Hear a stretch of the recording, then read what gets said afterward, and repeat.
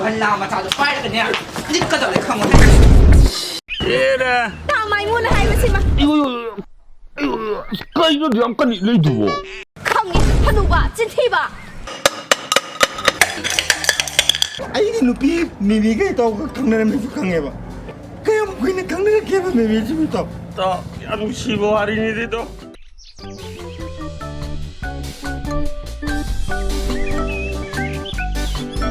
린비야 응?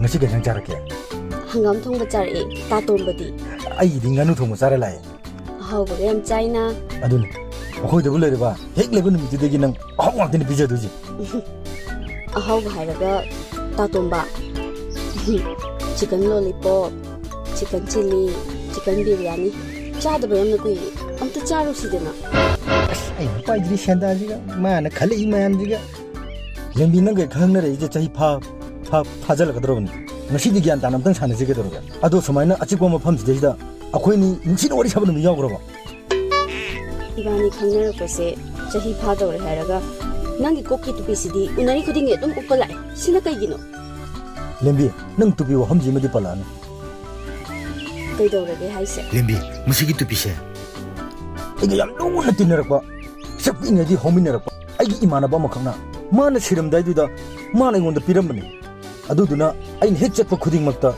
시기 또 비제 아이 어둠 너희네라 그 짤래 오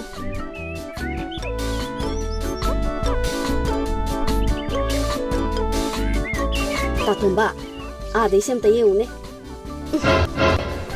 에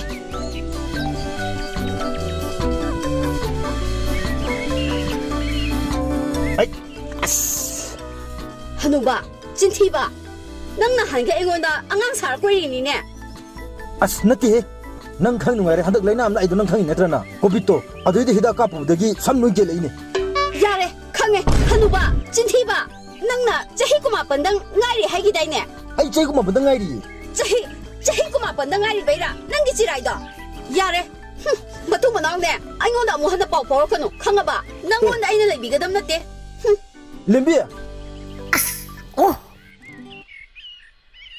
아스 tubi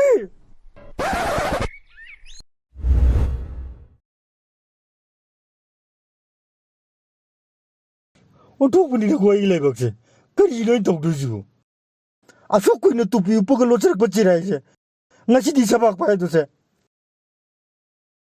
아스 나 생각은 미코 누가 tubi bulang jele mi torjo masih dikanade masih lembi de ponum doge masih ah chale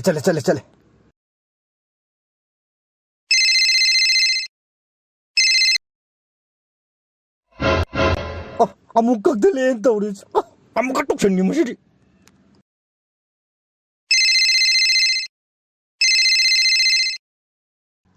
그이노 그이도르게 lembi ai ding tam ai chingnu chi lembi 야래 찐티바 aurono bose 아수꾸이버세 낭나 아이세 남탁 떠러가 오이다 빠드바 ꯉꯥꯒ ꯈꯪꯅꯔꯝꯃꯤ ꯅꯠꯇ꯭ꯔꯣ ai nang nu khibagi hajan gibne ba aurono bose nang na ma chakibdo ai kya mai kangbra 에이 강대 ado ai nang nu khibisi tam ai chingni di nu khibne 야래 지라이땅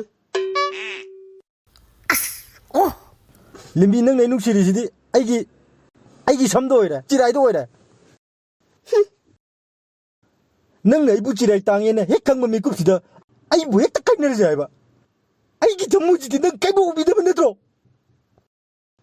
능 너무 깜날리거는 아이가 빼대 까염 왈리게 능 내이는 키레디 호렌 너무 땅디 도우시드나 능 내부터 저는 능 시보이래디 능 돌아오고 아이 강대고 아이 딩아 내리고 아이 야라이 담에 아씨 lembi니가 잘 떠오릅니다 누가 아이 돌까지 이제 따지 타지대 봐 아도부 마나 이부 타모체는 15일 따르거디 말씀 거 줘더니 돌거니 오래네 띠행하게다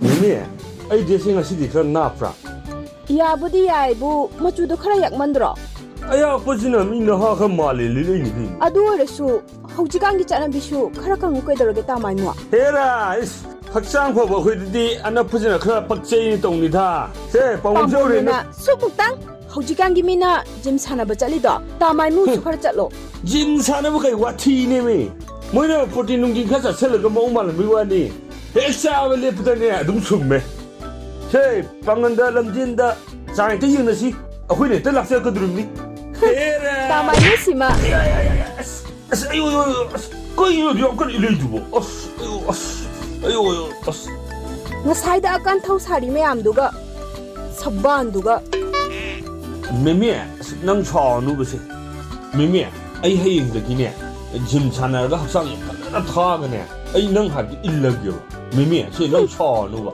ꯃꯦꯃꯦ ꯅꯪ ꯁꯥꯎꯔꯅꯨꯕꯁꯦ ꯃꯦꯃꯦ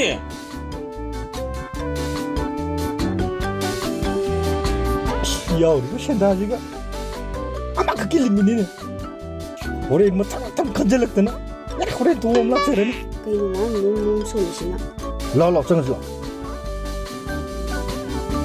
그이나 너가 이시도 부르이세 민비야 ngasi jiningi birthday natro 마네 라라 정서 ngasi 시대기 아빠가 아마가 칼로 아이 소이더니 레비게 생베라 아싱매니 라라 정서 오네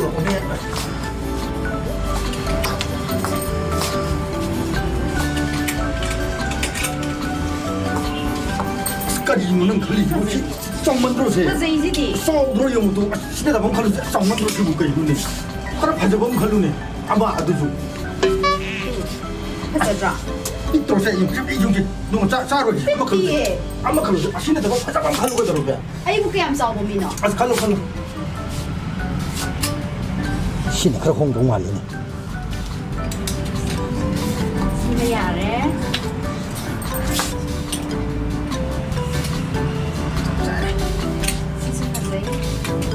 거의 뭐만도 뻑갓나 건게리니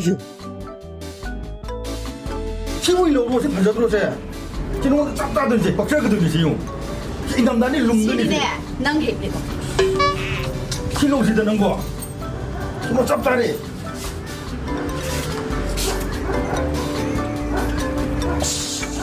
또 우리 생각이 이거 그렇게 콩고티 또 우리 시마 파자레 에 시시 야이네 시시 파자이네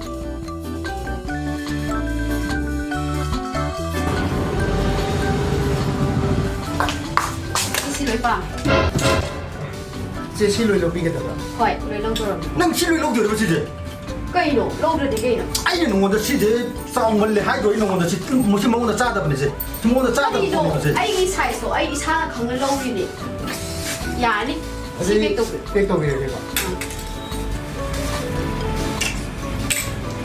난 시생만 놀러들어 호이 나는 뭐가 보러서 들어오니까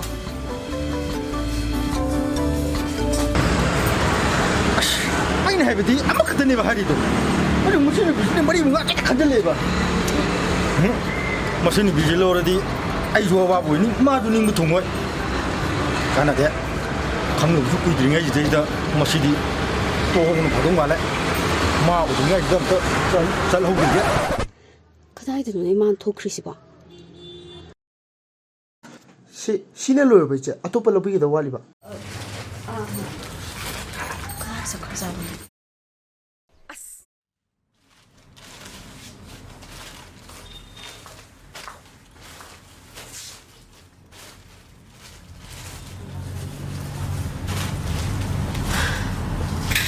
이스 콘시즈 발드니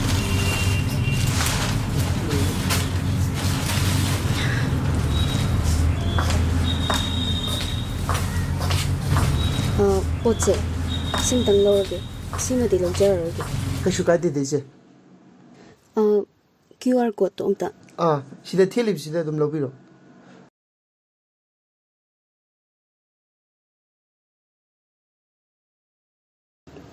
ꯌꯧꯈ꯭ꯔꯦ ꯌꯥꯔꯅꯤ ꯏꯆꯦ ꯌꯥꯝ ꯅꯨꯡꯉꯥꯏꯖꯔꯦ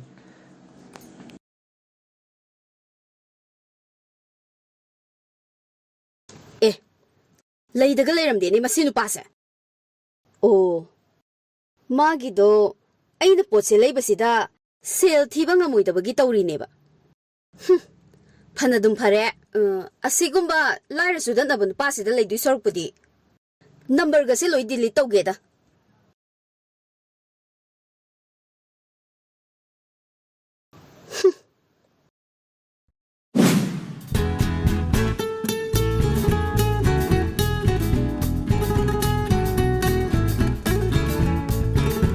ꯃꯁꯤꯒꯤ ꯃꯤꯁꯦ ꯃꯃꯥꯏꯒꯁꯦ ꯏꯈꯨꯏ ꯈꯨꯏꯔꯗꯅ ꯑꯍꯟ ꯌꯥꯝ ꯑꯣꯏꯔꯝꯗꯧ ꯃꯥꯜꯂꯦ ꯇꯥꯃꯥꯏꯃꯨ ꯆꯍꯤ ꯀꯌꯥ ꯁꯨꯔꯒꯦ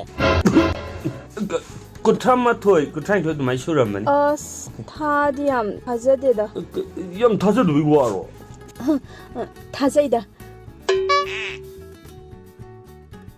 ꯑꯁ ꯐꯗꯤ ꯐꯖꯩꯌꯦ ꯃꯁꯤ ꯅꯨꯄꯤꯁꯦ ꯑꯩꯒꯤ ꯑꯣꯏꯕ ꯐꯪꯖꯔꯗꯤ ꯇꯥꯃꯥꯏꯃꯨ ꯆꯠꯅꯕ ꯇꯧꯔꯁꯤꯔꯥ ꯌꯥꯅꯤ ꯌꯥꯅꯤ ꯆꯠꯁꯤ ꯂꯥꯛꯑꯣ ꯂꯥꯛꯑꯣ ꯂꯩꯊꯣꯔꯣ ꯂꯥꯛꯑꯣ ꯁꯣꯔꯤ ꯀꯅꯥꯝ ꯂꯩꯔꯝꯗꯣꯏꯅꯤ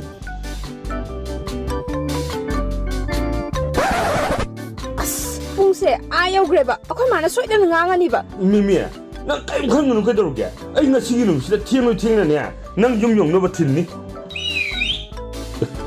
ꯀꯅꯥꯅꯣ ꯎꯁꯤꯠꯇꯤꯔꯣ ꯀꯅꯥꯅꯣ ꯑꯩꯅꯦ ꯀꯩꯗꯧꯒꯦ ꯍꯥꯏꯕꯅꯣ ꯍꯦꯔꯥ ꯑꯩꯈꯣꯏꯁꯨ ꯄꯤꯛꯆꯔꯁꯨ ꯍꯩꯅꯤꯡ ꯃꯔꯨꯅꯤꯗ ꯍꯧꯔꯛꯀꯅꯨꯗ ꯅꯁꯛꯇꯨꯒ ꯀꯥꯎꯅ ꯌꯦꯟ ꯃꯇꯨ ꯌꯥꯎꯗꯕ ꯍꯦꯛ ꯃꯥꯜꯂꯦ ꯍꯦꯔꯥ ꯑꯗꯨꯒꯗꯤ ꯍꯥꯏꯔꯛꯀꯅꯨꯗ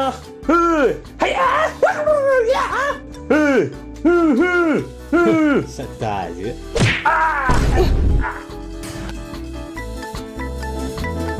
ꯐꯖꯕꯤ ꯆꯠꯂꯨꯈꯤꯒꯦ ꯃꯁꯛꯑꯁꯤꯒ 이씨, 마사 파건 잡아 검다 보마나. 아이기도 먹래 비니 가이. 아이 부건 비니 가이 내가. 난 강나도 셔럽구디네. 아이 용 받을 수도 없고. 마탐 수야드래네. 난 레우로나.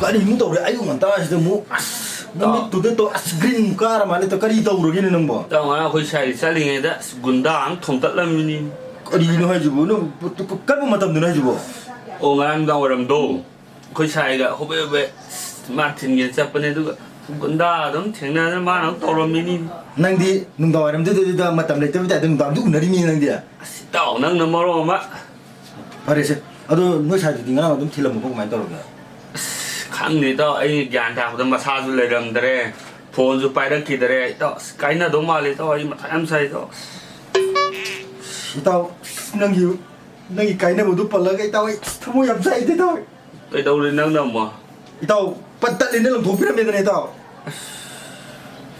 đó thì cái máy tao nếu khơi gì sẽ hi yêu sang cái cái máy tao bà ma ni tao adun ai khale ji samai sum nupi na lam thopi ram ne sum ne tar ga di tao khoi ji yes to bar oi rani ba ôi bên nó chỉ nó ôi ra bên đi đó adu tar ga di tao go ji khoi no tau du ju khu gi on na ha jing shi dress lam ba ga du shele da na thôi đó adu ga ta apong pong nupi ta hain de gi horin de gi ta ara ko nupi hai de dam rồi to ấy green cái cái máy tao ni tao no yu ga kyang adu kan wa no tao ispe amu bu ta chang ga loi ni tao rồi to nó tụi phim nữ sơ oi ta to khơi bị chỉ không đủ màn rồi tao wi di khang de na tao wi di thi ni khang anh ấy xì rai đúng không tao dang to bo ga chirai jo pan ro jam no tro nang ne di angang yam man bani na tao những đôi khi đi ăn phá cái đấy khơi đi ma sa ji ga tao bị có sao chắc đấy tao si di sa ba ni pa ta le tao xịn nấu gì à lo tao ta hai ro lo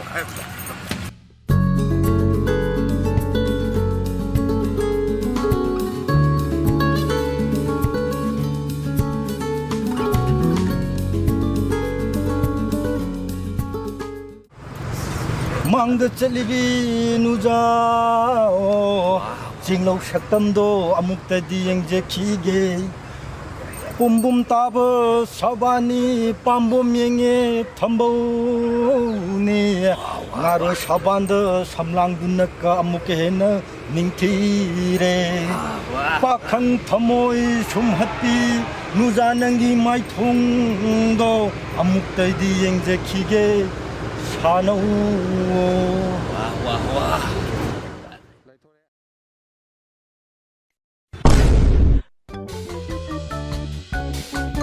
ꯏꯇꯥꯎ ꯑꯁꯤꯗꯤ ꯄꯤꯅꯥꯎꯅꯤ ꯀꯅꯥꯅꯣ ꯍꯧꯖꯤꯛ ꯏꯁꯩ ꯑꯁꯥꯡꯕ ꯑꯃ ꯁꯛꯑꯒ ꯑꯩꯉꯣꯟꯗ ꯅꯨꯡꯁꯤꯒ ꯍꯥꯏꯔꯛꯈ꯭ꯔꯤꯗꯣ ꯀꯅꯥꯅꯣꯕ ꯅꯈꯣꯏ ꯑꯅꯤ ꯃꯔꯛꯇ ꯑꯩ ꯅꯠꯇꯦ ꯃꯥꯅꯅꯤ ꯑꯩ ꯅꯠꯇꯦ ꯃꯥꯅꯅꯦ ꯃꯥꯅ ꯅꯪꯁꯨ ꯍꯧꯖꯤꯛꯇ ꯊꯥꯒꯠꯂꯤꯗꯨꯗꯤ ꯏꯇꯥꯎ ꯅꯆꯤꯟ ꯊꯤꯅꯨ ꯃꯥꯅꯅꯦ ꯑꯩ ꯅꯠꯇꯦ ꯃꯥꯗꯣ ꯊꯥꯒꯠꯄ ꯌꯥꯎꯕꯅꯦ ꯏꯇꯥꯎ ꯅꯪꯅꯅꯦ ꯏꯁꯩꯗꯣ ꯑꯩ ꯅꯠꯇꯦ ꯃꯥꯅꯅꯦ ꯑꯗꯨ ꯑꯗꯥ ꯈꯪꯗꯦ ꯑꯩ ꯍꯧꯖꯤꯛꯀꯤ ꯏꯁꯩ ꯁꯛꯄ ꯅꯨꯄꯥꯗꯨꯗꯅꯦ ꯑꯩ ꯂꯩꯔꯗꯧꯕꯅꯦ ꯑꯩꯗꯤ ꯄꯤꯛꯄꯅꯤ ꯃꯥ ꯈꯔ ꯋꯥꯡ ꯆꯥꯎꯕꯅꯦ ꯃꯉꯣꯟꯗ ꯑꯣꯏꯅ ꯂꯩꯔꯣ ꯃꯥꯅꯅꯦ ꯅꯠꯇꯦ ꯇꯣ ꯑꯩꯒꯤ ꯆꯤꯔꯥꯏꯒ ꯂꯣꯏ ꯇꯥꯡꯉꯝꯅꯦ ꯇꯣ ꯑꯩ ꯅꯠꯇꯦ ꯑꯩ ꯅꯪꯅ ꯍꯧꯖꯤꯛ ꯇꯥꯡꯈꯠꯂꯛꯑꯅꯤ ꯃꯥꯅꯅꯦ ꯃꯥꯅ ꯑꯩ ꯅꯠꯇꯦ ꯃꯥꯅꯅꯦ ꯑꯗꯨ ꯑꯗꯥ ꯈꯪꯗꯦ ꯑꯩ ꯉꯥꯏꯈꯣꯏꯕꯅꯦ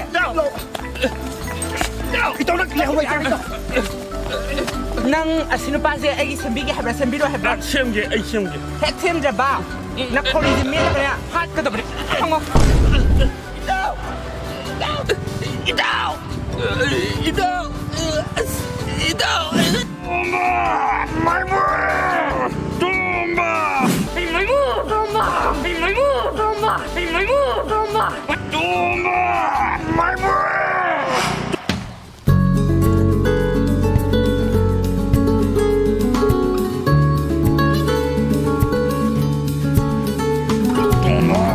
말모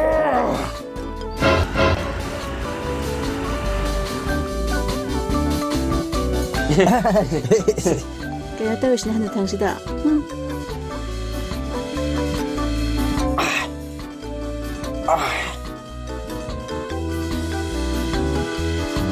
시디 어머 우드리 까지든 시고 ꯑꯩꯁꯨ ꯈꯪꯗꯦ ꯏꯇꯥꯎ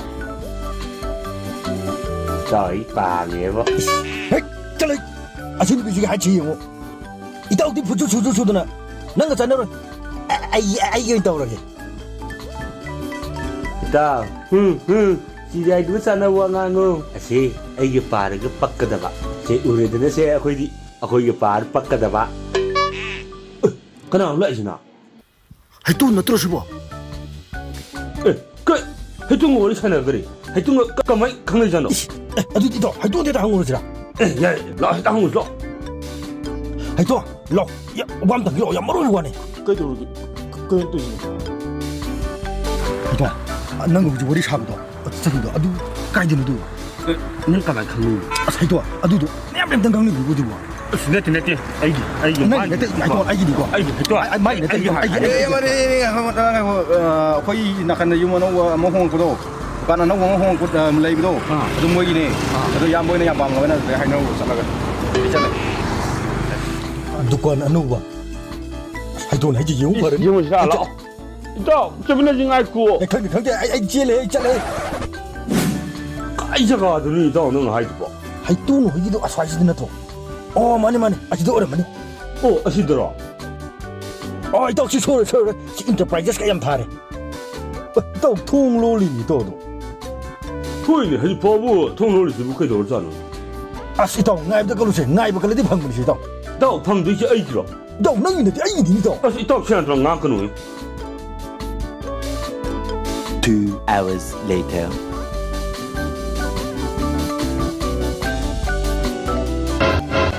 이따 항해 너 성스러워 남도 성스러워 마민도 항우 그때 무슨 아이 너도 죽어 요 삐군데 요 Hoşta diye zaten haktan necip bir yavru. Har verir hangi.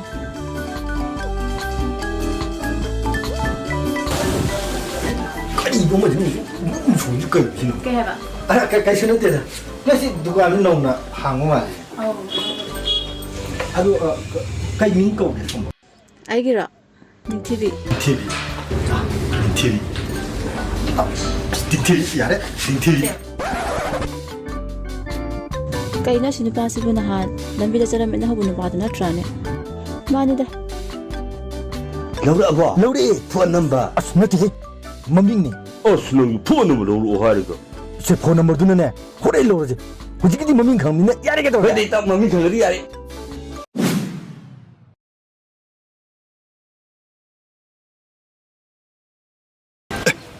Hinangin biduni ne. Akan ke mai maming do. Oh, ning TV. Ai pho sai nga sidi. Ai dan cham sare nga sidi. Phone number la hauda ya de. Ai ta la hauru ti ge. Kanam ta ning TV natra. Au man. Kanam ta hai ge na. Kenyang cha ke. Agira. Aw. Hangam chare. Ai ade yam mane ye. Akhoi lekai ju oi ram ni sai dukan jo ngo lei te do. Yaragadi kai heng awat pa lei bada sum pa phong na yaw number la hu yaw. Tamu jai tamu ga lak na bu na tra. Oh mane. Manang ke harum ge. Kesha ma ya dinahan ai ge ming ma ni chak khena. Oh manang ke haru di yaru ko matong am sa dam ne do.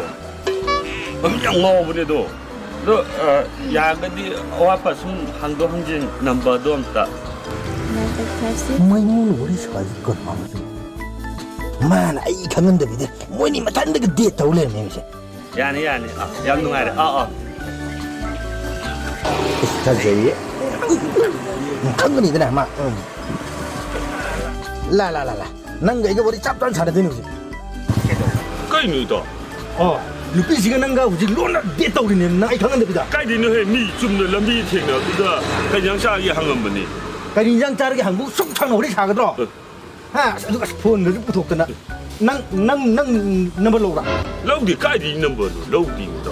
E tao a chin bi nang na than ko ga hari to. Ithan na koi de di imani kamai ko mi le durgi do. Tao ai na han bani ko. Solo tu ngai kai di. Choi de na mai number lo re ka le ba. Tao ai lo di lo di. Phone de pro na lo di. Tao ai lo. ai chen la ge thabo le ho ye. Tao phone de pro hai. Ai chen la. Tao apna ko. Ai thabo le ho.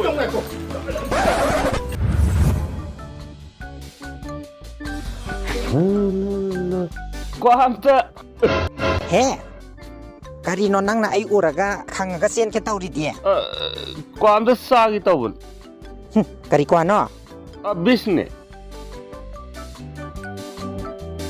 ngai ko pige to budukan ne sangi tawri ado nahan aina habdu kamai tawre ado ai hai me do man ya da ba kari gi adaba nang ne yana ba sin gadabni kari gumba nang ne yan ba ngama ba nang gi apamba khuding aina pigani ai apamba khuding do ai hayune nang gi apamba do aingon da hayu ai sial pamiro chakatin ba se Chile yani chodriyani ai chodriyani ba haina riga yani what la so hairo aina mathang pirakani fani nupa du dabu aigi uhelo nupa du dabu ya hello chodri yare khambiyo chodri yani ai hage Chile yare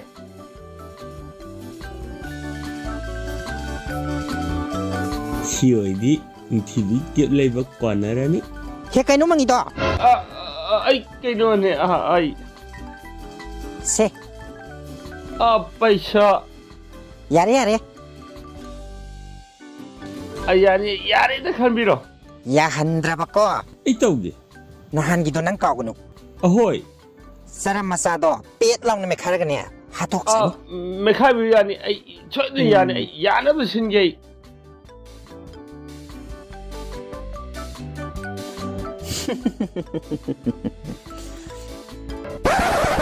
Nakshaki na nakta tuina nangu yenjaki la na. Đâu vậy?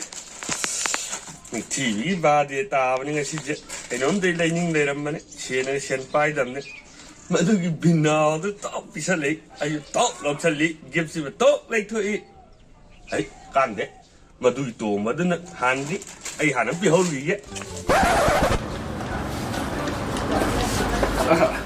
ꯀꯩꯅꯣꯝꯇ ꯁꯣꯝꯒꯤ ꯕꯥꯔꯗꯦꯅꯦ ꯍꯥꯏꯕꯗꯨꯗ ꯉꯁꯤ ꯁꯨꯝ ꯏꯆꯝ ꯆꯝꯅ ꯒꯤꯐ ꯃꯆꯥ ꯑꯃꯇꯪ ꯌꯥꯝꯕꯗꯤ ꯏꯆꯝ ꯆꯝꯅ ꯒꯤꯐ ꯃꯆꯥ ꯀꯅꯥ ꯍꯥꯏꯔꯛꯏꯅꯣ ꯃꯥꯅ ꯑꯩꯈꯣꯏ ꯏꯆꯟꯅꯨꯄꯤꯁꯤꯡꯅ ꯁꯨꯝ ꯍꯥꯏꯅꯔ ꯇꯥꯕ ꯏꯆꯝ ꯆꯝꯅ ꯄꯤꯔꯛꯄꯁꯨ ꯌꯥꯔꯁꯤꯗꯤ ꯁꯨꯝ ꯅꯨꯡꯁꯤꯗꯅ ꯁꯨꯝ ꯒꯤꯐ ꯃꯆꯥꯗ ꯅꯨꯡꯁꯤꯗ ꯆꯥꯛ ꯆꯥꯔꯕꯣ ꯆꯥꯔꯦ ꯀꯩ ꯌꯦꯟꯖꯥꯡ ꯉꯁꯤꯗꯤ ꯏꯄꯣꯛ ꯅꯨꯃꯤꯠꯅ ꯉꯥ ꯊꯣꯡꯕ ꯆꯥꯔꯦ ꯑꯁ ꯌꯥꯝ ꯃꯥꯟꯅꯩꯌꯦ ꯑꯗꯨꯗꯤ ꯑꯁ ꯀꯩꯅꯣꯅꯤ ꯌꯥꯝꯕꯗꯤ ꯅꯠꯇꯦ ꯏꯆꯝ ꯆꯝꯅ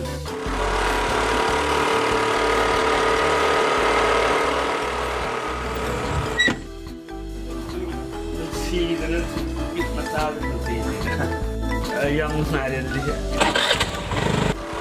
ꯆꯠꯂꯨꯈꯤꯒꯦ ꯂꯥꯟꯅ ꯈꯟꯅꯔꯨꯁꯤꯀꯣ ꯁꯤ ꯑꯣꯏꯗꯤ ꯋꯥꯈꯜꯗꯤ ꯈꯔ ꯅꯨꯡꯉꯥꯏꯔꯦ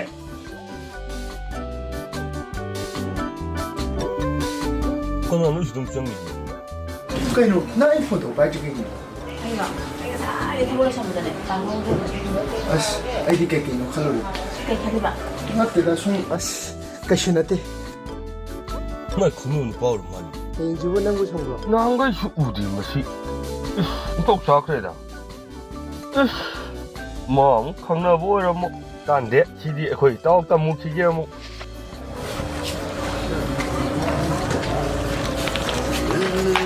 Ako nang salam. Nangay ka nga si Wat, sabi mo nga nga ba laban? ꯀꯩ ꯋꯥꯅꯣ ꯑꯩꯉꯣꯟꯗꯒꯤ ꯄꯩꯁꯥ ꯑꯔꯩꯉꯩ ꯈꯤꯇꯣꯛꯑꯒ ꯅꯪꯅ ꯑꯁꯤꯒꯤ ꯄꯥꯟꯗꯣ ꯅꯧꯅ ꯐꯝꯃꯛꯄꯤ ꯅꯨꯄꯤ ꯃꯆꯥꯁꯤꯗ ꯈꯨꯗꯣꯛꯑꯒ ꯄꯤꯅꯤꯅꯦ ꯅꯪꯒꯤ ꯄꯩꯁꯥ ꯅꯠꯇꯦ ꯑꯩ ꯆꯨꯝꯅ ꯃꯥꯒꯤ ꯕꯥꯔꯗꯦ ꯇꯥꯏꯗ ꯈꯨꯗꯣꯡ ꯆꯥꯒ ꯄꯤꯕ ꯒꯤꯐ ꯑꯩꯒꯤ ꯄꯩꯁꯥꯅ ꯅꯠꯇ꯭ꯔꯣ ꯅꯠꯇꯦ ꯅꯠꯇꯦ ꯑꯩ ꯅꯉꯣꯟꯗ ꯍꯥꯏꯕ ꯋꯥꯗꯨꯗꯤ ꯀꯃꯥꯏꯅ ꯇꯧꯔꯦ ꯑꯩ ꯌꯥꯅꯤ ꯉꯁꯤ ꯅꯣꯡ ꯅꯤꯅꯤ ꯍꯨꯝꯅꯤꯁꯤꯗꯅꯦ ꯁꯣꯏꯗꯅ ꯌꯥꯅꯤꯕ ꯑꯩꯅ ꯉꯁꯤ ꯅꯣꯡꯃꯒꯤ ꯃꯇꯝ ꯄꯤꯔꯤꯁꯤꯅꯦ ꯉꯁꯤ ꯅꯣꯡꯃꯒꯤꯁꯤꯒꯤ ꯃꯇꯨꯡꯗꯅꯦ ꯅꯪ ꯑꯩꯉꯣꯟꯗ ꯃꯥꯅ ꯍꯦꯛ ꯌꯥꯍꯜꯂꯛꯇ꯭ꯔꯕ ꯒꯜꯂꯥ ꯃꯆꯥꯗꯣ ꯄꯥꯏꯔꯒꯅꯦ ꯂꯤꯠꯀꯗꯧꯔꯦ ꯈꯪꯉꯣ ꯍꯥꯏꯁꯤꯅꯦ 시우 시랍니다. 또 자가한데 잡고 있다 오지.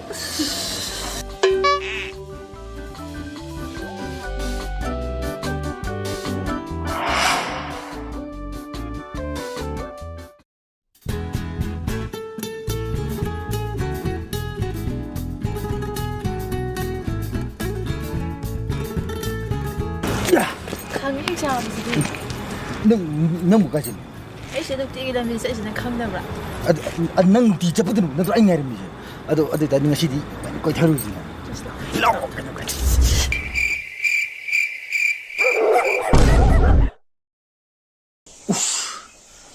ꯃꯪ ꯑꯣꯏꯔꯦ ꯃꯪꯗꯗꯤ ꯀꯌꯥ ꯅꯨꯡꯉꯥꯏꯔꯤꯕ ꯗꯦꯠꯀ ꯆꯠꯇꯅ ꯃꯣꯃꯣ ꯃꯤꯅꯣꯛꯀ ꯅꯣꯛꯇꯅ ꯑꯗꯨꯒ ꯇꯥꯏꯕꯪꯗꯗꯤ ꯃꯁꯤꯒꯤ ꯃꯥꯏꯃꯨꯁꯤꯅ ꯃꯁꯤ ꯀꯣꯏꯔꯞ ꯅꯞꯇꯅ ꯁꯤ ꯃꯥꯅ ꯃꯨꯟꯗꯣꯏ ꯇꯧꯔꯦꯕꯁꯦ ꯁꯤ ꯏ ꯀꯥꯗ ꯃꯁꯤ ꯃꯥꯏꯃꯨꯁꯨ ꯐꯨꯔꯨꯏꯀꯣꯁꯦ ꯋꯥꯈꯜꯁꯤ ꯅꯨꯡꯉꯥꯏꯔꯀꯥꯟꯗ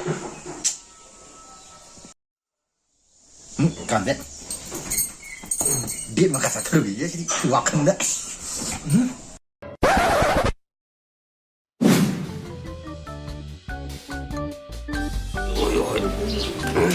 ꯏꯗꯣ ꯀꯩꯅꯣ ꯅꯣꯡꯊꯣꯛ ꯅꯨꯡꯖꯥꯅ ꯀꯩ ꯄꯤꯁꯛ ꯄꯤꯁꯛ ꯇꯥꯁꯜꯂ ꯂꯩꯔꯝꯃꯤꯗꯨꯅ ꯀꯔꯤ ꯇꯧꯔꯝꯃꯣ ꯈꯪꯗꯦ ꯏꯇꯥꯎ ꯍꯟꯗꯛꯁꯤ ꯗꯁꯥ ꯄꯥꯡꯗꯦ ꯀꯩꯗꯧꯔꯒꯦ ꯍꯧꯖꯤꯛꯇꯣ ꯅꯍꯥꯟꯁꯨ ꯗꯣꯡꯕ ꯑꯗꯨꯅ ꯑꯩ ꯊꯤꯟꯗꯠꯂꯝꯕꯒꯤ ꯆꯩꯅꯥ ꯈꯣꯟꯕ ꯀꯣꯛꯇ꯭ꯔꯤ ꯃꯗꯨꯒꯤ ꯕꯤꯅꯥꯗꯨꯅ ꯑꯃꯨꯛ ꯑꯅꯤꯔꯛ ꯁꯨꯔꯦ ꯆꯔꯝꯁꯤ ꯃꯦꯠꯈꯥꯏꯔꯝꯃꯤꯁꯦ ꯑꯗꯨꯁꯨ ꯅꯪꯒꯤ ꯍꯥꯛꯇꯛꯇꯦ ꯀꯩꯅꯣ ꯏꯇꯥꯎ ꯕꯤꯅꯥꯎꯗꯨꯅ ꯃꯦꯠꯄ ꯆꯔꯝꯗꯤ ꯑꯃꯨꯛ ꯈꯛꯇꯅꯤꯗ ꯑꯅꯤꯁꯨꯕꯗꯤ ꯀꯔꯝ ꯀꯥꯟꯗ ꯃꯦꯠꯂꯤꯕ ꯇꯝꯃꯝꯕ ꯅꯍꯥꯟꯗꯣ ꯗꯨꯀꯥꯟ ꯑꯃꯗ ꯆꯪꯉꯨꯔꯦ ꯑꯗꯨꯗꯤ ꯃꯥꯒꯤ ꯑꯣꯏ ꯂꯩꯔꯝꯃꯦ ꯑꯗꯨꯒ ꯅꯪꯁꯦ ꯍꯩꯅꯕꯤꯌꯣꯌꯦ ꯌꯥꯗ꯭ꯔꯒꯗꯤ ꯍꯦꯛꯇ ꯃꯦꯠꯂꯤꯕꯅꯤ ꯅꯪꯖꯨꯕꯀꯣ ꯍꯟꯗꯛꯁꯦ ꯃꯪꯉꯥꯏ ꯅꯨꯡꯉꯥꯏꯇꯦ ꯉꯔꯥꯡꯁꯨ ꯑꯩꯒꯤ ꯃꯪꯗ ꯃꯗꯨꯒꯤ ꯗꯣꯝꯕ ꯍꯥꯏꯗꯨꯅ ꯇꯥꯞꯇꯩ ꯇꯣꯛꯂꯝꯃꯤ ꯉꯁꯤ ꯇꯥꯏꯕꯪꯗꯁꯨ ꯏꯁꯥꯁꯦ ꯊꯤꯟꯗꯣꯛꯑꯒ ꯅꯨꯡꯉꯥꯏꯇꯕ ꯂꯣꯏꯔꯦ ꯏꯇꯥꯎ ꯅꯪ ꯈꯪꯉꯤ ꯃꯥꯔꯦ ꯅꯇꯥꯎꯁꯦ ꯀꯤꯔꯤꯠ ꯀꯥꯔꯥꯇꯤꯗ ꯁꯦ ꯏꯪꯂꯤꯁꯀꯤ ꯕꯦꯜ ꯐꯪꯉꯝꯁꯤ ꯅꯪ ꯈꯪꯉꯤ ꯅꯠꯇ꯭ꯔꯣ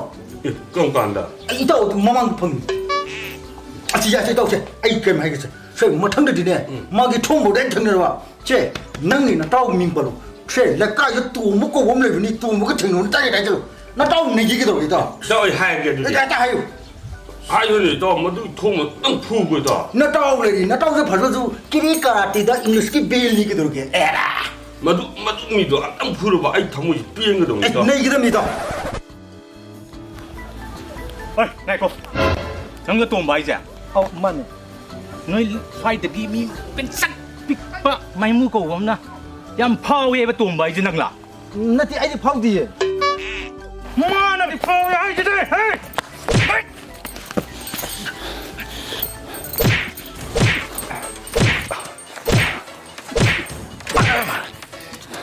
เอาพ่อก็ตัวบ้า อาศินะบ่ไอ้ฟูนี่กันนะ อะไร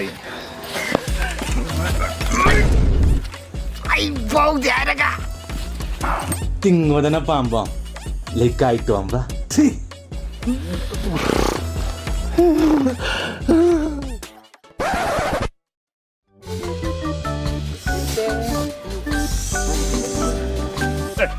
야, 난 폰이 저기 되니다.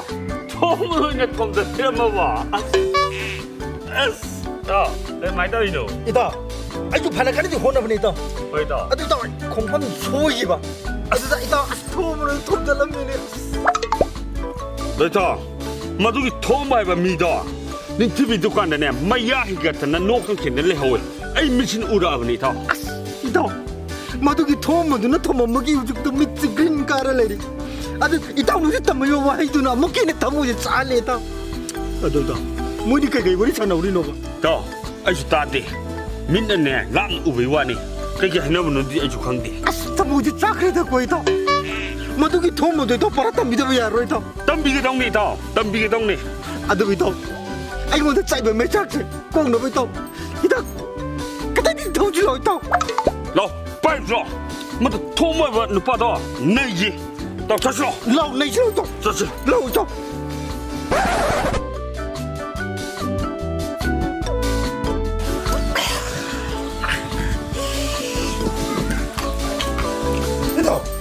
อีต่ออีกที่ปีนเนี่ยไปต่อไอ้ปีนเนี่ยต่อ cái đó là thì phun thì chắc là cái đó là green cala bỏ. Ito, na kung mamsada ba yun ba? Ado sumana, tung dagil aga, dahil lumputo mo ni Mari sarang pura misi. Kaka ba ito? Ado, piso, ito pese, ito yung usi, piso pese ko ay narama ba? Makutunga na makuntunga na siya kaya, lumpundra ba? Ito nang makin ito. Yari ka daw kita, yamali, tao yamal, mali ngay to yari ka daw kaya. Tani si, ay siya lagi siya ito. Ay siya lagi, ay siya lagi. Hindi mo masin.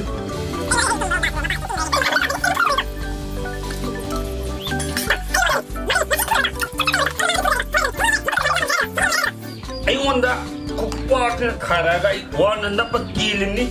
Ngayon green cala ba? Puko daw nga sinubita mga puno to pero. Ito ay green sa misya na ura ka na. Kaya siya po niya mo siya, ito nga siya, ay pati sumuna na ito nga siya. Sunga daw ni, puko daw ni. Ito nga siya po na pero ka ito. Puno. Ito nga. Puno sila, puno sila. Puno. Puno sila, puno sila. 나, 에이 왜 가? 나, 부모님이랑. 에, ito. Mo 맞아. 야, 나 맛이 고마워. 전화오래. Ito. Alay to. Ito alay. 나 신미지. 부모가 가서 저거 이제 빼나오래. 좀 상렬어. Kayo ito. Ni dan kay gila to sumin sa ito. 난난 한장 좀 믿는다. Ito iba ni pulis sa mga pudil. 부모지. Ito mantu. Adi ang isip kasi di puli mali ni. Ngasi di mabani mo ngay batare na. 누가? 아이 또게, 아이 또게. Ito. 아이 누가? 나가 호. 왜 집이 이발이 주워 맨날 같이 뚜었다 미냐.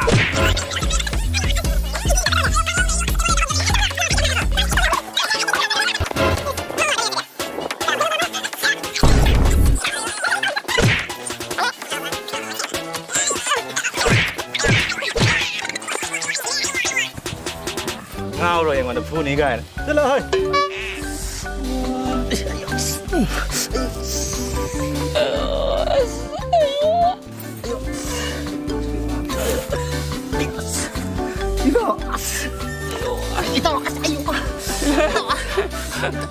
땀나. 아이고. 이다. ngasi ko ni yu to ko to ni ko. Na ta ni makhang da me ka ka. Makhang da me. Lo to cha si lo. Sai tao na phuni haram dai ne. To yu ka to re ni to. Next time to si lo. Sai da. To si lo. Da som na ti lambi ya khoi do. Som na ni. Som da lo.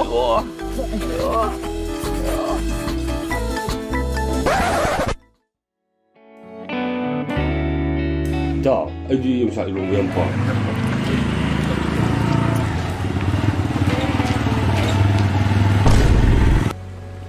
To so ke ni ki ni to. 마니다. Ma ga cham ni chi ka na lu chi ko. 나 두칸 마망데 레하고더니 마 강남 소유 오라마니다. Sing bo to. 이발이 사갈이 이게 너 샤이라 봐. Ai yam sa ke to ko to. 나 이발이 오여로. Ai to. Sa ke to ko to.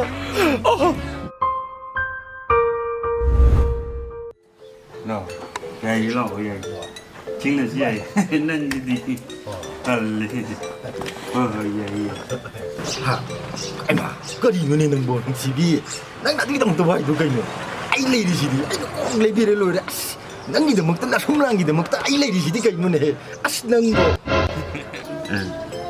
yes, 넌지. Ah, hello. Ah, nete ai ne iman bam theng ne ro ni mu sa gi adu ai phat ong tor ke ko. Ho. Kai nu ma na.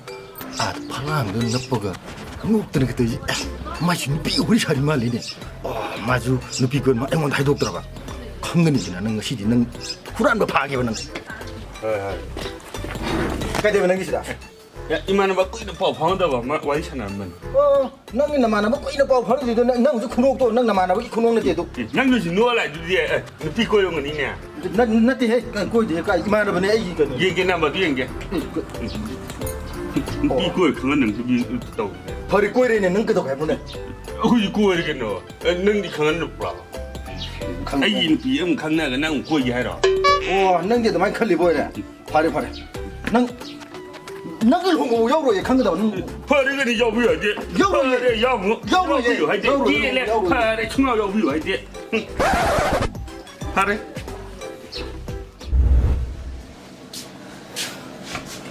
마시 또 엄바에도. 너 홍보 야로 가는 파기 더 루닝이 두가. 아이 거랑 로 홍보 다시 너무 끼 야우디. 파이. 마 아이놈 그저 여기 연다래나. 마기 로 홍도 아이 총 야로. 강리는 아마.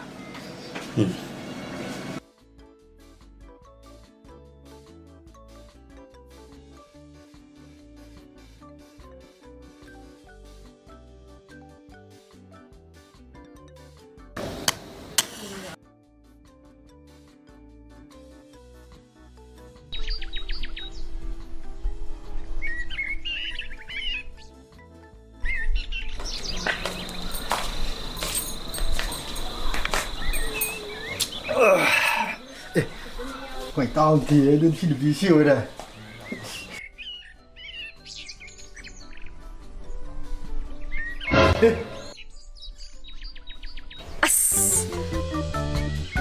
Mani ne? Mani işte kadar ba. 야래 강니 한우바 찐티바 Aşodri ne? Quay tao thì đi chứ. Mau để qua.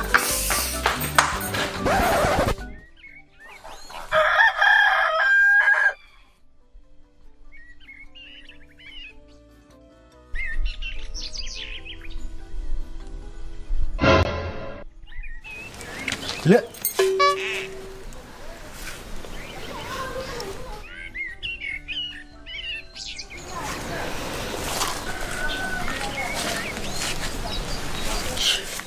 Soybu soyum dida. Ei tong lâu rồi. Ý cái.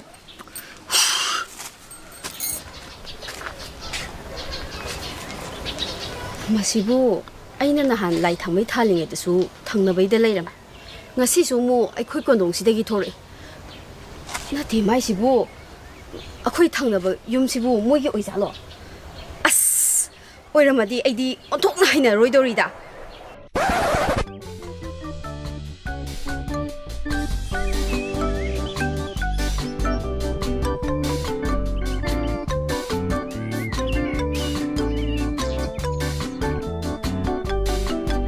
Tamo.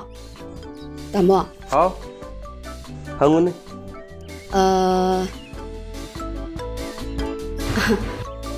Kaino asigi nupa ama chirai khara tangba nupa ama leibado adudo magi mayum oidoira natraga sum koithora irana Oh, hoi takom bro. Hoi. Kadar wado. Mayum ne. Ha. Nah, khangna bro. Khangnade. Mase aina khara toina ugiba mi manba aduginida. Mayum ne. As.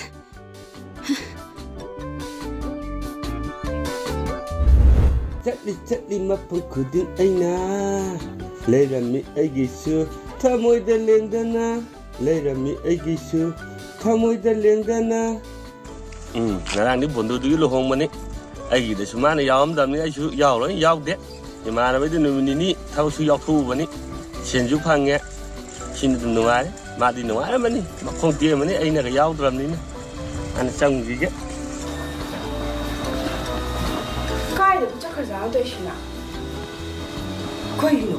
Umne na ni ya na da su da ba. Matan da su boy ne. Si lo shin kusan maga haidar ba si bo.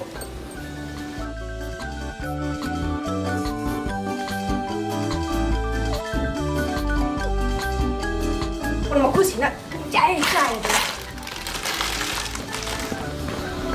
Hiện tại mình phải nó thầm với ai nè bà cô. Tôi gì? Bố xin nó cay đi rồi. Cái này mà.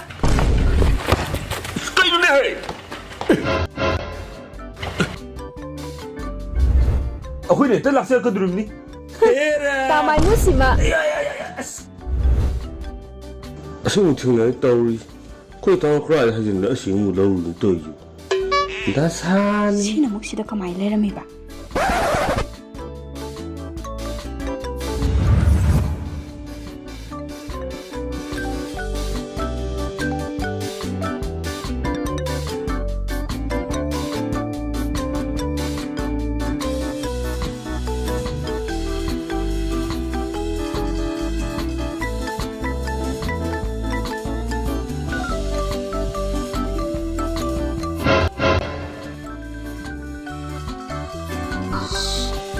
Sina muk sida kamai le lai ba.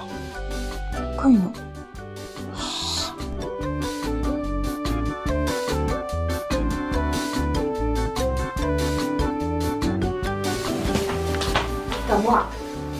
Tamo. Hao. Asida mi macha ma lai se. Mas tu sum lai ro na joga. Mo sida lai bra. Mi macha de aku 지금 전화 주라. 그래 aku 이따 말문 이게 들어게. 그 너 하나 강나 보라. 강나라. 나 하지 무슨 상마이 강나 버리니. 마세. 아이나 오고 떠오가. 뭐 아시 아이 양 녹시베 이따입니다. 제 녹시베 장제 용탄을 내제 저 마이 롱도 장비는 데. 말은 뭐 저기 사는 거 맨날이 보니다. 양 녹시베 이따오니.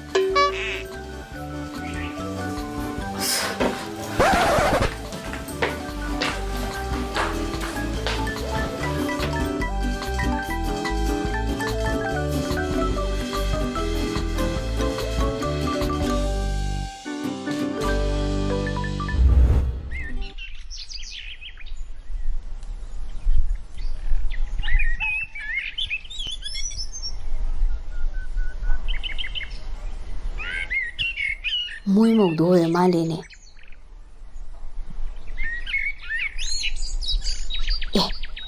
Cái nó, masa khăn gum tàu vậy ta.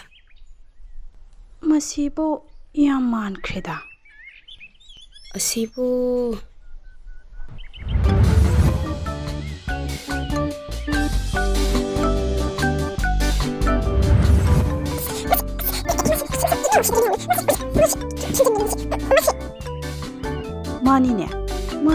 ꯁꯤꯗ ꯌꯨꯝ ꯄꯥꯜꯂꯕꯣꯏꯔꯦ ꯑꯣꯟꯊꯣꯛꯅꯉꯥꯏ ꯆꯥꯟꯅꯈꯤꯗ꯭ꯔꯕꯅꯤꯗ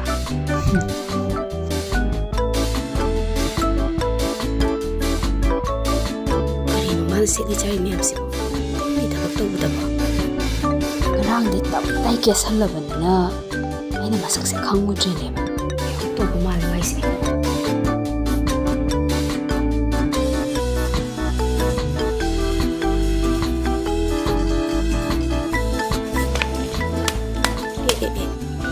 아다 우시트리니 오네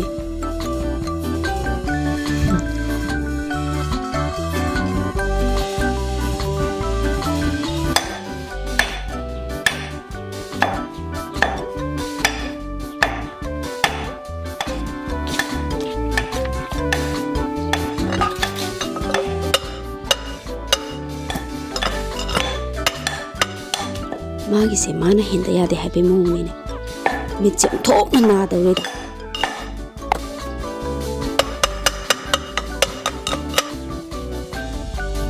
본디서 조금부 돌아다녀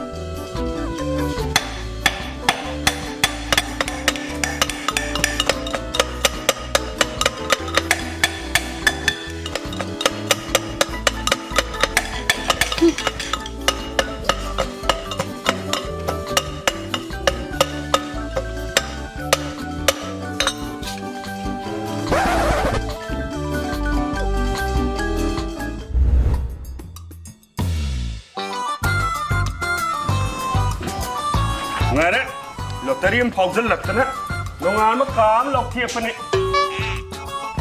simngai nongai pu si do loi dibo tatlo thai wadan nga si kan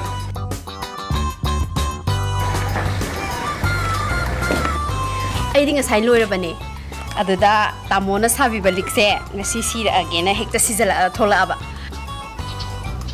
ꯁ꯭ꯋꯥꯏꯗꯗꯤꯅꯦ ꯀꯣꯂꯨꯅ ꯁꯥꯕ ꯂꯤꯛꯇꯣ ꯑꯁꯦꯡꯕꯅꯤ ꯈꯜꯂꯒ ꯁꯤꯖꯕꯁꯨ ꯌꯥꯝ ꯂꯩꯕꯅꯦ es mi ha ngana kande la koi tharu bislo tatlo ꯍꯣꯏ ꯍꯣꯏ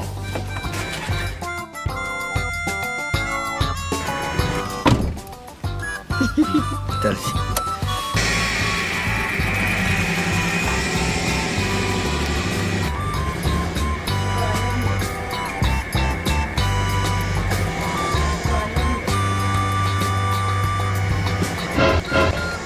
ꯃꯆꯨꯒ ꯄꯣꯛꯏꯅꯦ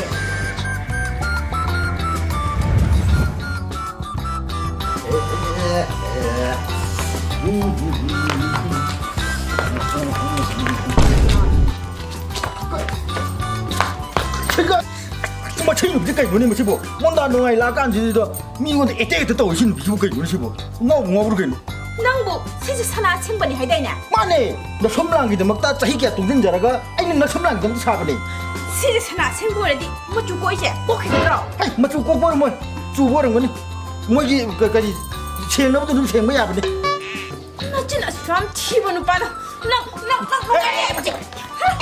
ꯑꯩ ꯌꯥꯝ ꯄꯨꯛꯅꯤꯡꯉꯕ ꯍꯥ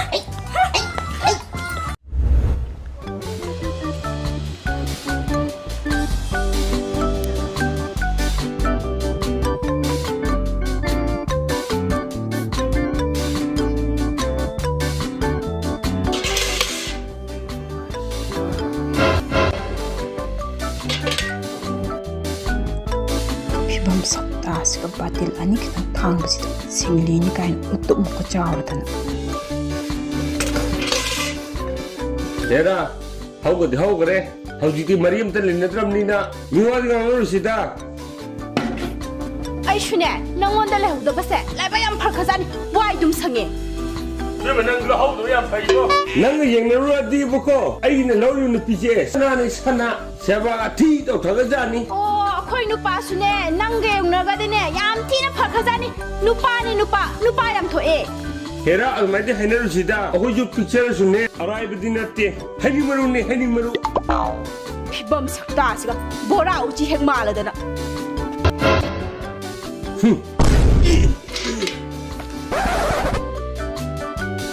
ꯀꯩꯅꯣ ꯑꯅꯤꯁꯤ ꯇꯧ ꯅꯣꯡꯐꯥꯎꯗ ꯀꯧꯅ ꯉꯥꯡꯅ ꯇꯧꯗꯕ ꯑꯅꯤꯁꯤꯅ ꯉꯁꯤꯅ ꯑꯋꯥꯏ ꯈꯨꯝꯒ ꯈꯠꯅꯔꯒꯁꯨ ꯂꯩꯔꯝꯃꯤ ꯃꯅꯤꯁꯦ ꯑꯩ ꯅꯨꯄꯤ ꯅꯠꯇꯤꯗꯩꯗꯣ ꯅꯨꯄꯤꯁꯦ ꯌꯥꯝ ꯄꯪꯈ꯭ꯔꯖꯥꯠꯅꯤꯗ ꯑꯁ ꯁꯦ ꯑꯩꯒꯤ ꯅꯨꯄꯤꯗꯣ ꯑꯩꯅ ꯂꯤꯛ ꯃꯇꯣꯡ ꯇꯨꯝ ꯇꯥꯕ ꯑꯆꯧꯕꯗꯣ ꯑꯩꯅ ꯀꯣꯂꯨꯅ ꯁꯥꯔ ꯄꯤꯕ ꯃꯥꯗꯤ ꯁꯅꯥꯅꯤ ꯀꯜꯂ ꯍꯔꯥꯎ ꯍꯔꯥꯎ ꯂꯧꯈꯤꯕ ꯑꯇꯩꯗ ꯑꯩ ꯉꯥꯛꯇꯪ ꯇꯧ ꯅꯪꯒꯤ ꯑꯗꯨꯒꯤ ꯃꯑꯣꯡꯗꯨꯗꯅꯦ ꯑꯩꯅ ꯅꯉꯣꯟꯗ ꯂꯩꯇ꯭ꯔꯤ ꯅꯉꯣꯟꯗ ꯂꯩꯍꯧꯗꯕꯁꯦ ꯑꯩ ꯂꯥꯏꯕꯛ ꯌꯥꯝ ꯐꯩ 이놈아, 혹시 아이는 너희 누구지? 너무한데디 야디 파그래. 삭주디 형에 너무디 힐리. 사반데 형에 너무디 왕자고. 자도 세 빌딩 마톤 가빈 비니 लगा이. ꯅꯪꯒꯤ ꯑꯗꯨꯒꯤ ꯅꯔꯝꯆꯠꯇꯨꯗꯕꯨ ꯀꯌꯥꯝ ꯑꯐꯕ ꯅꯨꯄꯤ ꯐꯪꯗꯧꯔꯤꯒꯦ ꯑꯗꯨꯒ ꯅꯪꯅ ꯉꯁꯤ ꯇꯧꯔꯤꯕ ꯃꯑꯣꯡꯗꯣ ꯇꯨꯡꯗ ꯆꯨꯞꯄ ꯑꯣꯏꯅ ꯈꯟꯕ꯭ꯔꯣ ꯅꯪꯒꯤꯁꯦ ꯃꯨꯛ ꯅꯪꯁꯨ ꯃꯤꯃꯤꯗ ꯍꯥꯏꯗꯣꯛꯀꯦ ꯈꯜꯂꯤꯔ ꯅꯪꯒꯤꯁꯦ ꯃꯨꯛ ꯀꯩꯗꯧꯕꯩ ꯍꯥꯏꯖꯗꯧꯔꯤꯒꯦ ꯍꯥꯏꯖꯔꯣꯏ ꯑꯩꯈꯣꯏꯒ ꯅꯣꯏꯒ ꯀꯔꯤ ꯃꯔꯤ ꯂꯩꯅꯗꯅ ꯍꯥꯏꯗꯧꯔꯤꯒꯦ ꯍꯥꯏꯔꯣꯏ ꯑꯩꯈꯣꯏꯁꯨꯅꯦ ꯌꯥꯝ ꯋꯥꯠꯇ ꯄꯥꯗꯅ ꯂꯩꯖꯩꯌꯦ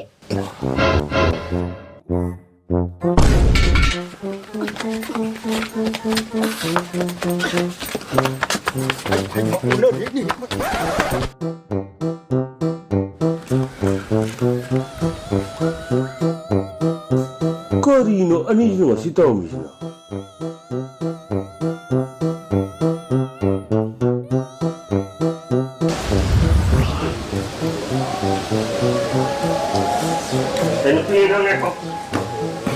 ꯑꯁꯤ ꯑꯩꯈꯣꯏ ꯏꯇꯥꯎ ꯇꯣꯡꯕꯁꯤ ꯅꯣꯡꯃꯇꯅ ꯀꯧꯅ ꯉꯥꯡꯅ ꯇꯧꯕꯁꯨ ꯅꯠꯇꯦ ꯑꯗꯨꯒ ꯍꯧꯖꯤꯛ ꯆꯤꯛꯅꯗꯅ ꯈꯟꯅꯗꯅ ꯁꯥꯟꯅꯔꯤꯕ ꯋꯥꯔꯤꯗꯨ ꯀꯩ ꯋꯥꯔꯤ ꯁꯥꯟꯅꯩꯅꯣ ꯑꯁ ꯀꯩꯁꯨ ꯅꯠꯇꯦꯕ ꯀꯩꯁꯨ ꯅꯠꯇꯦ ꯍꯥꯏꯔꯒꯗꯤ ꯌꯥꯄꯣꯟꯇꯤꯅꯦ ꯍꯧꯖꯤꯛꯇ ꯅꯪ ꯈꯟꯅꯗꯅ ꯆꯤꯛꯅꯗꯅ ꯂꯩꯔꯝꯃꯤꯗꯨꯕꯨ ꯀꯩꯁꯨ ꯅꯠꯇꯦꯌꯦ ꯁꯦꯡꯅ ꯍꯥꯏꯔꯣ ꯅꯔꯣ ꯁꯦꯡꯉꯣ ꯑꯩꯈꯣꯏꯒꯤ ꯏꯪꯈꯣꯜ ꯀꯣꯏꯔꯤꯁꯦ ꯁꯤꯒꯤ ꯃꯇꯥꯡꯗ ꯁꯨꯝ ꯑꯩꯈꯣꯏꯒꯤ ꯍꯤꯡꯒꯣꯜꯒ ꯃꯣꯏꯒꯤ ꯍꯤꯡꯒꯣꯜꯒ ꯀꯔꯤꯁꯨ ꯌꯦꯠꯁꯟꯅꯕ ꯂꯩꯕꯁꯨ ꯅꯠꯇꯦ ꯁꯤꯗ ꯀꯔꯤ ꯈꯟꯅꯅꯤꯡꯉꯥꯏ ꯂꯩꯔꯤꯒꯦ ꯁꯦꯡꯅ ꯍꯥꯏꯔꯣ ꯅꯔꯣ ꯆꯨꯝꯃꯣ ꯍꯥꯏꯔꯣ ꯅꯆꯤꯟꯗꯨ ꯈꯨꯝꯃꯨꯅꯦ ꯀꯩ ꯋꯥꯔꯤ ꯁꯥꯟꯅꯩꯅꯣ ꯍꯥꯏꯔꯣ ꯅꯆꯤꯟꯗꯨ ꯈꯨꯝꯃꯨꯅꯦ ꯁꯦꯡꯅ ꯍꯥꯏꯔꯣꯅꯦ ꯍꯥꯏꯔꯣ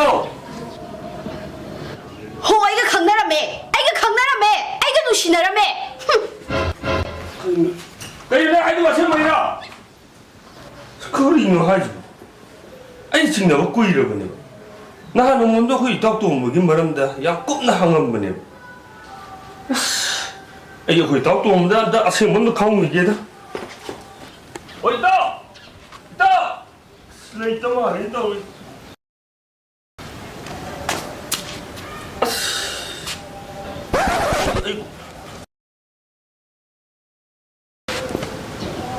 ꯑꯩ ꯂꯧꯔꯤ ꯅꯨꯄꯤꯁꯤꯅ ꯑꯩꯈꯣꯏ ꯏꯇꯥꯎ ꯇꯣꯡꯕ ꯈꯪꯅꯔꯝꯕ ꯑꯩꯈꯣꯏ ꯏꯇꯥꯎ ꯇꯣꯡꯕ ꯂꯧꯔꯤꯁꯤꯅ ꯑꯩꯒ ꯈꯪꯅꯔꯝꯕ ꯑꯁ ꯀꯔꯤꯅꯣ ꯑꯩ ꯇꯧꯗꯣꯏꯁꯦ ꯑꯩꯕꯨ ꯑꯁ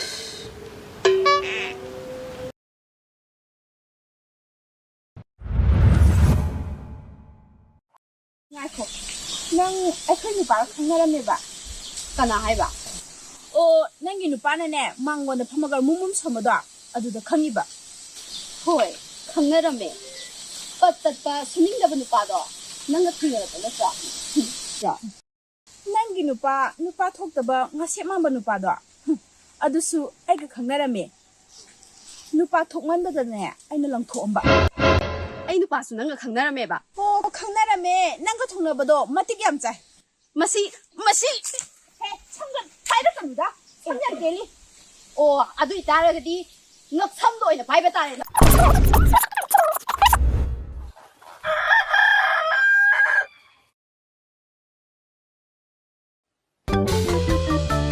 ꯈꯪꯉꯅꯤꯅ ꯑꯩꯅ ꯅꯍꯥꯟꯗꯩ ꯃꯣꯏꯅꯤ ꯃꯤ ꯑꯃ ꯇꯧꯋꯦ ꯑꯗꯨꯗꯤ ꯉꯁꯤꯗꯤ ꯈꯪꯉꯦꯗꯅ ꯁꯦ ꯏꯇꯥꯎ ꯃꯉꯥꯁꯨ ꯂꯩꯇ ꯃꯥꯜꯂꯤ ꯇꯧꯔꯤꯁꯦ ꯈꯪꯉꯅꯤꯗꯅ ꯄꯋꯥꯔ ꯈꯔ ꯊꯥꯔꯨꯔꯒ ꯏꯇꯥꯎꯗꯣ ꯊꯦꯡꯅꯕ ꯃꯐꯝꯗ ꯑꯩ ꯉꯁꯤ ꯇꯧꯒꯦꯕ ꯈꯪꯒꯅꯤꯕ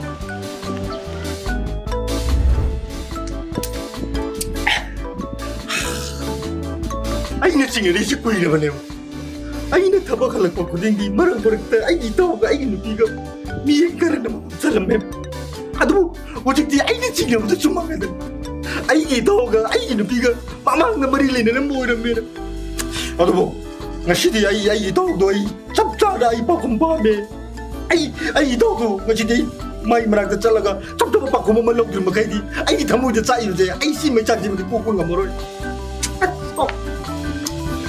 ꯑꯩ ꯏꯇꯥꯎꯗꯤ ꯂꯥꯛꯄ ꯂꯥꯛꯏꯅꯦ ꯀꯁ ꯇꯥꯟ ꯆꯥꯔꯤꯉꯩꯁꯤ ꯃꯣꯠ ꯑꯝꯇ ꯍꯪꯍꯧꯔꯒꯦ ꯑꯩ ꯉꯁꯤ ꯄꯦꯟꯗ꯭ꯔꯤꯕ ꯅꯨꯡꯉꯥꯏꯇ꯭ꯔꯤꯕꯁꯦ ꯑꯩ ꯏꯇꯥꯎꯗꯣ ꯊꯦꯡꯅꯔꯒ ꯍꯟꯗ꯭ꯔꯤꯕ ꯑꯩ ꯉꯁꯤꯗꯤ ꯑꯩ ꯌꯥꯝ ꯄꯦꯟꯗꯦ ꯑꯩꯒꯤ ꯅꯨꯄꯤꯒꯤ ꯑꯁꯦꯡꯕ ꯄꯥꯎꯈꯨꯝ ꯑꯩꯒꯤ ꯏꯇꯥꯎꯗ ꯍꯪꯅꯤ ꯃꯗꯨꯗ ꯑꯩ ꯒ꯭ꯌꯥꯟ ꯇꯥꯔꯅꯤ ꯑꯩ ꯅꯠꯇ꯭ꯔꯗꯤ ꯑꯩ ꯌꯥꯝ ꯄꯦꯟꯗꯦ ꯑꯩ ꯏꯇꯥꯎ ꯊꯤꯔꯨꯅꯤ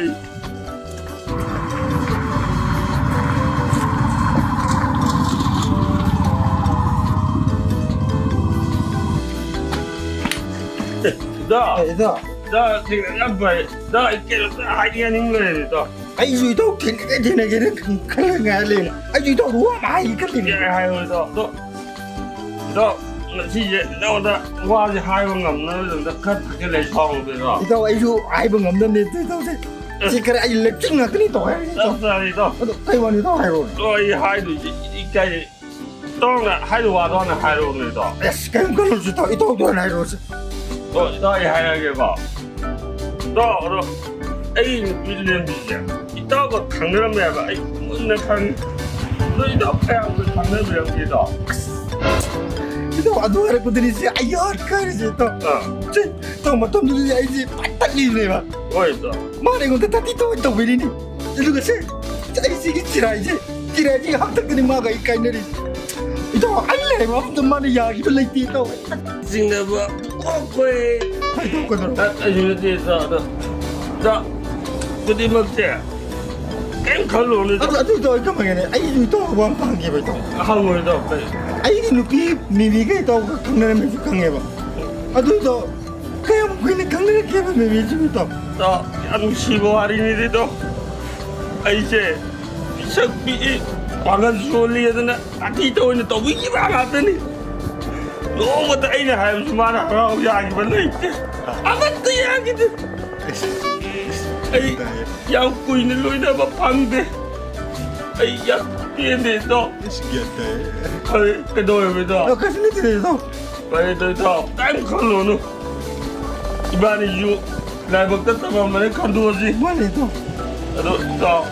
저는 비중이 시장에 내면서는 또 이번에 비자빙에 되기 로이나라 빨리 성납해야 되다 말을 서로 해야 되거든 빨리 가야 되거든 너가 비자만 빈자로 어이 라이터로 빈자로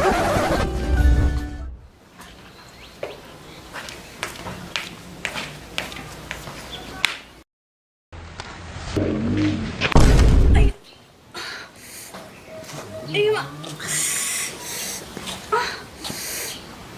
콩지도 레이테 그런 말에 또 이제 따tomba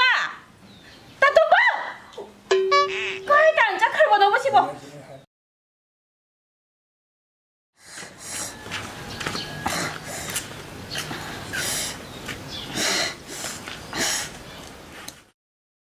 세 땀 나오고 보세요 뭐 다가갔지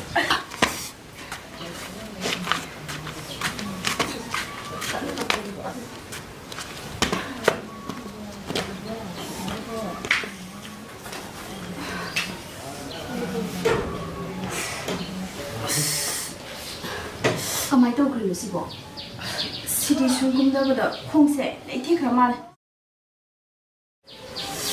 따tomba디 레이타 말에 양 나아봐 히다 아무 데 있으시라 나트라가 호스피탈 보고 sat시라 야니 ngahaktan 얘기게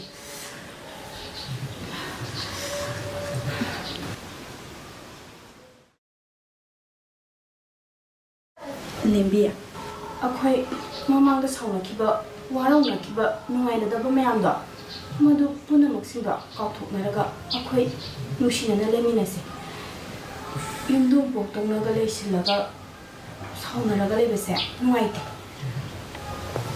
aisu adumakni khalamise ꯑꯩꯈꯣꯏꯒꯤꯅꯦ ꯍꯥꯏꯕꯗ ꯁ꯭ꯋꯥꯏꯁꯤꯗ ꯑꯩꯈꯣꯏ ꯃꯁꯦꯟ ꯅꯠꯇꯅ ꯀꯅꯥꯁꯨ ꯂꯩꯇꯦꯕ ꯑꯗꯨꯅ ꯑꯩꯈꯣꯏ ꯁꯥꯎꯅꯕ ꯌꯥꯗꯦ ꯅꯨꯡꯁꯤ ꯆꯥꯟꯅꯅ ꯂꯩꯔꯤꯃꯁꯦ ꯑꯗꯨꯒ ꯑꯩꯈꯣꯏ ꯇꯥꯃꯣꯒ ꯅꯣꯏ ꯇꯥꯇꯣꯝꯕꯒꯁꯨ ꯊꯥꯏꯅꯗꯒꯤ ꯅꯨꯡꯁꯤ ꯆꯥꯟꯅꯅ ꯍꯧꯔꯛꯑꯦ ꯍꯥꯏꯌꯦ ꯀꯩꯁꯨ ꯅꯠꯇꯕ ꯃꯔꯝ ꯑꯃꯗꯒꯤ ꯉꯥꯎꯁꯟꯅꯗꯅ ꯌꯨ ꯊꯛꯆꯟ ꯆꯥꯁꯜꯂꯒ ꯁꯥꯎꯅꯗꯅ ꯂꯩꯔꯤꯁꯦ ꯑꯩꯈꯣꯏꯅ ꯑꯝꯇꯗꯤ ꯆꯨꯝꯊꯣꯛꯁꯦ ꯍꯣꯏ ꯆꯨꯝꯊꯣꯛꯑꯁꯦ 야, 너 하이네이게시다 뭐그 애기나